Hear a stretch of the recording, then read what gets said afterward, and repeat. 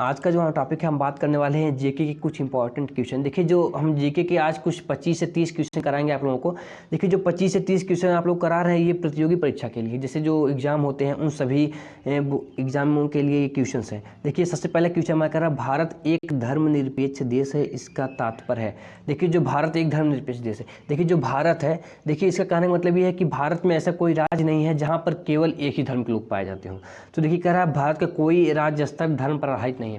तो देखिए जो भारत में ऐसे कोई राज्य नहीं है जहाँ पर कोई ना कोई धर्म ना हो। मतलब जैसे कोई भी राज्य ले लीजिए, आप ले सकते हैं जम्मू कश्मीर या यूपी ले सकते हैं या यूपी बिहार ले सकते हैं।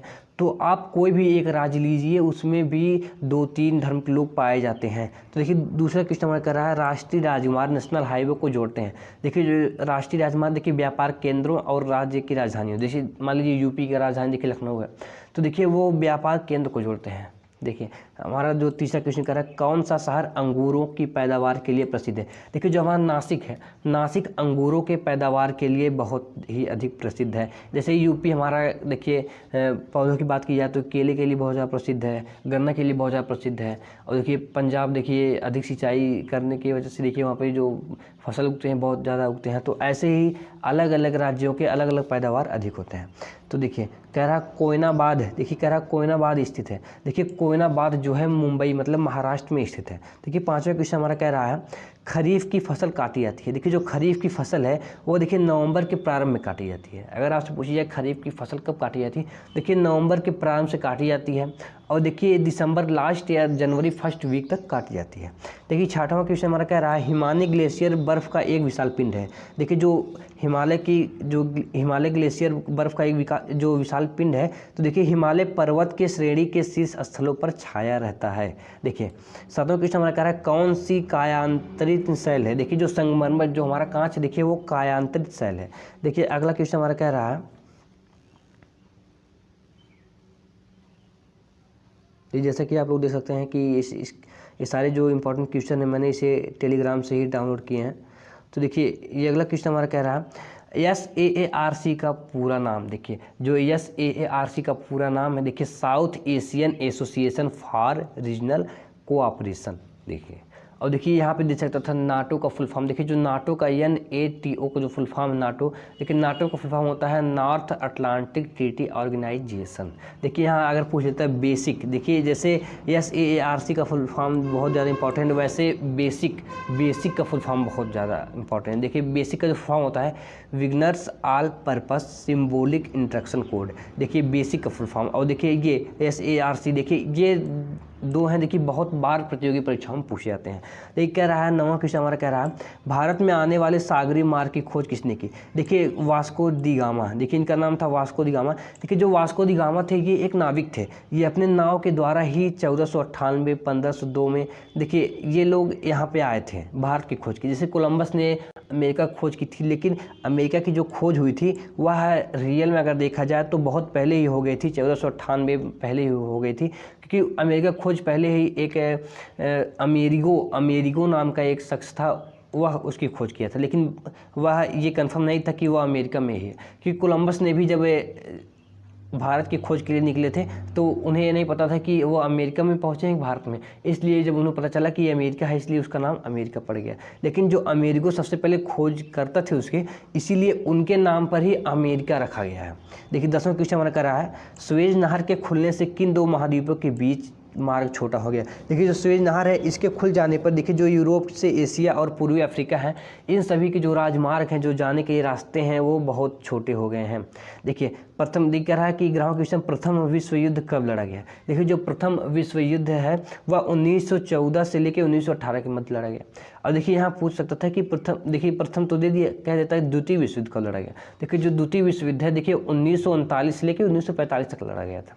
देखिए 12वां क्वेश्चन कह रहा है, किसके शासनकाल के दौरान मराठा सत्ता सर्वोच्च शिखर पर सत्ता पर बधी। देखिए जो बालाजी बाजीराव हैं इनके सत्ता पर ही शिखर पर सत्ता पर थी। देखिए 13वां क्वेश्चन कह रहा है सत्य शोधक समाज की स्थापना किसने की। देखिए जो महात्मा फूले हैं, देखिए सत्य शोधक समाज की स्थापना की थी। देखिए हमारा 14वां क्वेश्चन कह रहा है भारत के राष्ट्रगान जन गण मन के रचयिता।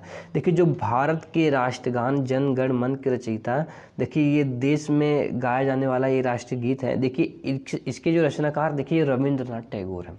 देखिए अभी यहाँ अगर पूछ लेता कि गीतांजलि के लेखक कौन है, देखिए गीतांजलि के जो लेखक हैं वो भी रविंद्रनाथ टैगोर है, लेकिन गीतांजलि भी बहुत ज़्यादा इंपॉर्टेंट है। देखिए जो गीतांजलि है, गीतांजलि जो रविंद्रनाथ टैगोर जी ने गीतांजलि जब लिखा था तो उससे प्रेरित होकर इन्हें भारत रत्न से सम्मान किया गया था। और ये भी पूछ सकता था कि गीतांजलि रविंद्रनाथ टैगोर को मतलब किस सन में मतलब भारत रत्न उपाधि मिली या देखिए भारत रत्न कब इन्हें दिया गया। तो देखिए 1917 ईस्वी में इन्हें गीतांजलि की वजह से ही, गीतांजलि की देन से ही इन्हें भारत रत्न से सम्मान किया गया। देखिए गीतांजलि की जो मतलब है, देखिए गीतों का अंजलि, देखिए इसका अगर संधि विच्छेद करेंगे देखिए तो होगा गीतों का अंजलि। देखिए बात कर लेते हैं अगले क्वेश्चन की। देखिए अगला क्वेश्चन हमारा कह रहा है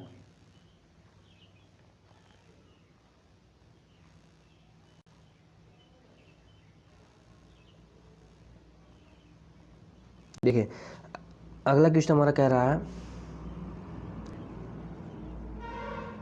देखिए भारत एक, देखिए कह रहा है कि देखिए कह रहा है भारत एक, देखिए कह रहा है भारत एक महान ज्येष्ठ व्यक्ति, देखिए grand old man of India के नाम से कौन प्रसिद्ध। देखिए जो दादा भाई नौरोजी हैं, क्योंकि बहुत प्रसिद्ध नेता भी हैं, ये भारत के महान ज्येष्ठ व्यक्ति मतलब सबसे बड़े और सबसे मतलब बुजुर्ग थे और सबसे अच्छे इंसान थे, इसलिए इन दादा भाई नौरोजी इन्हें भाई की पद दी गई थी। देखिए कह रहा है सविनय अवज्ञा आंदोलन कब प्रारंभ हुआ। देखिए 12 मार्च 1930 से लेके 6 अप्रैल 1930 तक मतलब चला। ये इसलिए चला क्योंकि सविनय अवज्ञा आंदोलन से बहुत ज़्यादा कूटनीति होने लगी, बहुत ज़्यादा मतलब झगड़े होने लगे, इसीलिए। देखिए कह रहा है 17वां क्वेश्चन हमारा कह रहा है किस प्रधानमंत्री ने समाजवाद की विचारधारा को आगे बढ़ाया। देखिए जो पंडित जवाहरलाल नेहरू हैं, ये देखिए समाजवाद की विचारधारा को आगे बढ़ाया, क्योंकि इन्हें बापू के नाम से भी जाना जाता है। देखिए जो इनका जन्म हुआ था 14 नवंबर को, देखिए इनके जन्म से ही 14 नवंबर को बाल दिवस कहा जाता है, क्योंकि इन्हें बच्चों से बहुत ज़्यादा लगाव था। देखिए 58वां क्वेश्चन हमारा कह रहा है भारत के अरब सागर और बंगाल की खाड़ी से लगे समुद्र तट की लंबाई कितनी है। देखिए 6100 किलोमीटर है। देखिए कह रहा है कि कृष्णा नदी का उद्गम स्थल किसके समीप है। देखिए महाबलेश्वर, देखिए जो महाबलेश्वर है कृष्णा नदी का उद्गम उसके समीप है। देखिए कह रहा है कि पृथ्वी 1 घंटे में कितना देशांतर घूम लेती है। देखिए जो हमारी पृथ्वी है वह 1 घंटे में देखिए 15 डिग्री घूम लेती है। देखिए कह रहा है चंद्र ग्रहण कब होता है। देखिए जो चंद्र ग्रहण होता है पृथ्वी सूर्य और चंद्रमा बीच में आता है। देखिए जो पृथ्वी और चंद्रमा है इनके बीच में सूर्य आ जाता है। इसका कहने का मतलब ये है कि जब चंद्र ग्रहण तब होता है जब पृथ्वी और चंद्रमा के बीच में सूर्य आ जाता है। देखिए अगला क्वेश्चन हमारा कह रहा है, देखिए जो मैं 25-30 क्वेश्चन आप लोग करा रहा हूँ ये बहुत ज़्यादा इंपॉर्टेंट है। देखिए अगला क्वेश्चन हमारा कह रहा है, क्योंकि देखिए मैंने इसे डाउनलोड किया है इसलिए थोड़ा ढूंढना पड़ रहा है इसे। देखिए अगला क्वेश्चन हमारा कह रहा है ब्रिटिश शासन। देखिए कह रहा है ब्रिटिश शासन द्वारा किन स्थानों के बीच प्रथम रेलवे लाइन शुरू की। देखिए मुंबई से ठाणे जो है इसके बीच चलाई गई थी। देखिए 1800 कुछ की बात है ये जब ये चलाई गई थी। देखिए ये बहुत ही कम किलोमीटर चलाई गई थी। देखिए 23वां क्वेश्चन कह रहा है भारत का राष्ट्रीय पशु है। देखिए सभी लोग जैसा कि जानते हैं भारत का राष्ट्रीय पशु देखिए बाघ है। देखिए और अगर पूछ लेता भारत का राष्ट्रीय पक्षी तो देखिए मोर है। देखिए ऐसे ही देखिए पूछ लेता भारत के राष्ट्रीय गीत देखिए जनगण मन है। मतलब ऐसे ही सारी चीज़ है। देखिए कह रहा है कि भारतीय वायुसेना में देखिए कमीशन अधिकारी सबसे छोटा पद क्या, पायलट ऑफिसर। देखिए जो पायलट ऑफिसर होते हैं ये सबसे छोटे पद होते हैं उसमें। देखिए 25वां क्वेश्चन हमारा कह रहा है युद्ध में साहस और पराक्रम। देखिए जो युद्ध में साहस और पराक्रम के प्रदर्शन के लिए दिया जाने वाला भारत का सर्वोच्च सैनिक अलंकरण है देखिए परमवीर चक्र। जैसा कि अभी हाल में ही आप लोग सुने होंगे कि अभिनंदन पाकिस्तान से वापस लौट के आए हैं। देखिए उन्हें परमवीर चक्र से सम्मानित किया गया था। तो ऐसे ही जो हमारे जो जवान हैं, जो फौजी हैं, जो आर्मी के जवान हैं हमारे, उन्हें भी अगर कोई ऐसा ही काम करता है या कोई देश की रक्षा के लिए मिल जाता है तो देखिए उन्हें भी पैसा सब मिलता है। देखिए 26वां क्वेश्चन कर रहा है विश्व का सबसे बड़ा महाद्वीप। देखिए जो विश्व का सबसे बड़ा महाद्वीप है वो एशिया महाद्वीप है। देखिए अगर यहाँ कह देते विश्व का सबसे बड़ा महासागर, देखिए जो प्रशांत महासागर है वो सबसे बड़ा महासागर है। देखिए 27वां क्वेश्चन कह रहा है ऋतुएं किन कारणों से होती है। देखिए जो ऋतु होती है सूर्य के चारों ओर पृथ्वी का परिक्रमण, जो क्योंकि पृथ्वी सूर्य का चक्कर लगाती है, क्योंकि ये चक्कर लगाती है तो अपने क्योंकि मौसम में परिवर्तन, देखिए जैसे शीत ऋतु, ग्रीष्म ऋतु, सभी ऋतु परिवर्तन होते हैं। इसी आधार पर ही देखिए ऋतु किन कारणों से, देखिए जब पृथ्वी घूमती है तो देखिए उसका जो टेम्परेचर होता है वो चेंज होता रहता है, तो इसीलिए ये सूर्य के प्रकाश पर ही निर्भर करती है। देखिए 28वां क्वेश्चन हमारा कह रहा पृथ्वी की सतह से सबसे दूर वायुमंडलीय परत किस नाम से विभेदित है। देखिए वायुमंडल, जो वायुमंडल देखिए जैसे कि यहाँ देख सकते हैं, देखिए टेलीग्राम को लोगो दिया है इसीलिए थोड़ा कम दिख रहा है। देखिए दिया है कि वायुमंडल है। देखिए मैंने आपको कुछ 28 इंपॉर्टेंट क्वेश्चन करा दिए हैं, अब आगे क्वेश्चन मैं अगली वीडियो में कराऊंगा।